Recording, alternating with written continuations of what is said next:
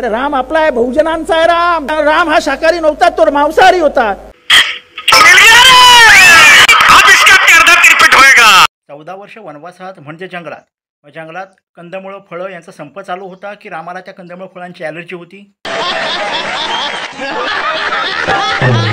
राम आपला आहे, बहुजनांचा आहे. राम आव्हाड म्हणतात राम हा बहुजनांचा आहे, आमचा आहे राम, बहुजनांचा आहे.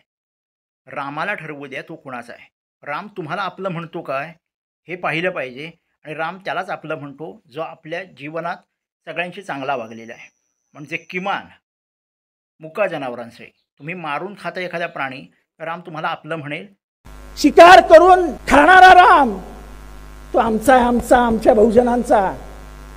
तुम्ही जिथे आम्हाला सगळे शाकाहारी बनवायला जातात की आम्ही रामाचा आदर्श पाळतो आहोत आणि आम्ही मटण खातो. रामाचा आदर्श, राम हा शाकाहारी नव्हता, तो मांसाहारी होता. 14 वर्ष जंगलात राहणारा माणूस कुठे जाणार हो ते शाकाहारी शोधायला.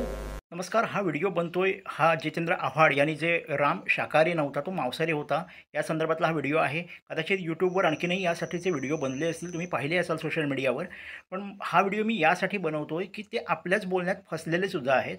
आणि हा चर्चेचा विषय नाही आहे की राम शाकाहारी होता काही मांसाहारी होता. तो खात्रीशीर शाकाहारीच होता, कारण तो भगवंत आहे. कारण राम हा त्याने अवतार मानवी घेतला असेल तरी मूळ सोडून चालत नाही. मूळ आहे तो भगवान विष्णू. आणि भगवान विष्णूचा जो कार्य आहे ते कार्य आहे पालन करणे. पालन करणारा मारत नाही, मारतो तो फक्त रावण, कुंभकर्ण यासारख्या राक्षसांना. कुठल्या तरी जनावर आपल्या पोटासाठी मारून खाण्याइतका आमचा राम गया गुजरा नाही आहे. हे मुळात गोष्ट लक्षात घेण्यासारखे आहे.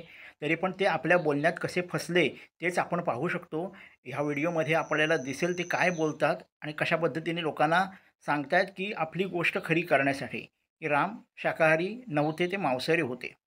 मुळात राम जंगलात होते, तर जंगलात कंदमुळं फळं उपलब्ध असतात. राम त्याच्यावरच आपला उदरनिर्वाह करत होते. ही पहिली गोष्ट. आव्हाड सांगतायत की आम्ही रामाचा आदर्श पाळतो म्हणून आम्ही चिकन मटण खातो. त्यांना जंगलात शाकाहारी कुठे शोधणार ते, म्हणून शिकार करून मांस खात होते. आपण थोड्या वेळासाठी धरून चालू आहे की हो ठीक आहे, ते जंगलात होते म्हणून मांसाहार करीत होते.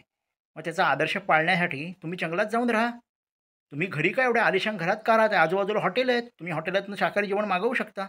या बाबतीत तुम्हाला आदर्श मांसाहार करण्यापुरता रामाचा आदर्श पाळायचा आहे. खरा राम मांसाहारी नव्हता आदर्श पाळण्यासाठी. बाकीचे आदर्श का नाही पाळत? आणि रामाचं सर्वात जास्त जवळचं नातं हे शबरीशी होतं.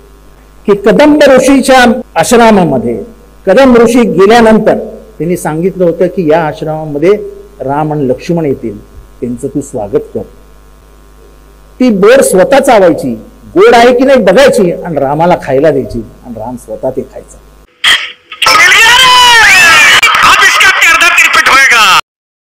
तुम्ही शबरीचं उदाहरण दिलं. तुमच्या एक गोष्ट लक्षात यायला हवी. आव्हाडांनी एक गोष्ट आमच्यासाठी सोपं करून ठेवलं आहे. त्यांनी कदंब ऋषींचं नाव घेतलं आणि शबरीचं नाव घेतलं. ह्याच्यातच त्यांनी चूक केली आहे. कदंब ऋषींचं नाव घेतलं, कमीत कमी 50 वर्ष किंवा 60 वर्ष आपण धरून चालूया, म्हणजे रामापेक्षा 4 पटीने ते जास्त जंगलात राहिले असतील. ते कशावर जगत असणार? साहजिकच आहे, कंदमुळं फळांवर जगले असतील ना. मग ते जर कंदमुळं फळं खाऊ शकतात, राम का नाही खाऊ शकत? रामाने सुद्धा कंदमुळं फळं खाऊनच आपलं उदरनिर्वाह केलेला आहे. ही पहिली गोष्ट. दुसरी गोष्ट त्यांनी पूर्ण सांगितली नाही की कदंब ऋषींच्या आश्रमात शबरी पोचली कशी. शबरी 8 वर्षाची होती तेव्हा तिला आपल्या घराजवळ बकऱ्या आणून ठेवलेल्या दिसल्या. तिने आपल्या वडिलांना विचारलं की बाबा ह्या एवढ्या बकऱ्या कशासाठी? बाबाने सांगितलं की बाळा, तुझं लग्न होतं आहे, तुझ्या लग्नात आपल्या नातेवाईकांना आणि सगळ्या ग्रामस्थांना रुचकर जेवण असायला हवं, त्यासाठी एवढ्या मेंढ्या आणलेल्या आहेत. यांना मारून त्यांच्या मांसाचं जेवण असणार आहे. ह्या 8 वर्षाच्या मुलीने रातोरात घर सोडलं की आपल्या आनंदासाठी, आपलं लग्न होतं आहे म्हणून हे गरीब बिचारी मुकी जनावरं मरतायत म्हणून तिने घर सोडलं आणि म्हणून भगवान राम तिला भेटायला आलेत. कदंब ऋषी जेव्हा निघाले आपल्या आश्रमातून निघून जायला निजधामासाठी, तेव्हा शबरी विचारते की हे मुनिवर, मला भगवान दर्शन द्यायला कधी येतील? तुम्ही म्हणताय दर्शनासाठी येतील भगवंत. तेव्हा कदंब ऋषी म्हणाले की बाळा, तुला भगवंत दर्शन द्यायला येणार नाहीत, कधीच येणार नाहीत. तर ती मुलगी रडू लागली, शबरी रडू लागली. तेव्हा कदंब ऋषी म्हणाले, माझे वाक्य पूर्ण झालं नाही आहे बाळा. पूर्ण वाक्य असं आहे की भगवान तुला दर्शन द्यायला येणार नाहीत, तुझं दर्शन घ्यायला येतील. कारण तू तशी वागली आहेस, तू मुक्या जनावरांचे प्राण जाऊ नयेत म्हणून आपलं राहतं घर सोडली आहेस. आणि सगळ्यात शेवटची गोष्ट तुम्हीच सांगता, आव्हाड तुम्हीच सांगता की शबरीने रामाला बोरं खायला घातली. तिने ससा मारून नाही आणला, मोर मारून नाही आणला, बोरं घातली आहेत खायला आणि श्रीरामाने ती आवडीने खाल्ली आहेत. कुठल्याही प्रकारे राम मांसाहारी होता ही गोष्ट कितीही आटापिटा केलात तरी सिद्ध होणार नाही.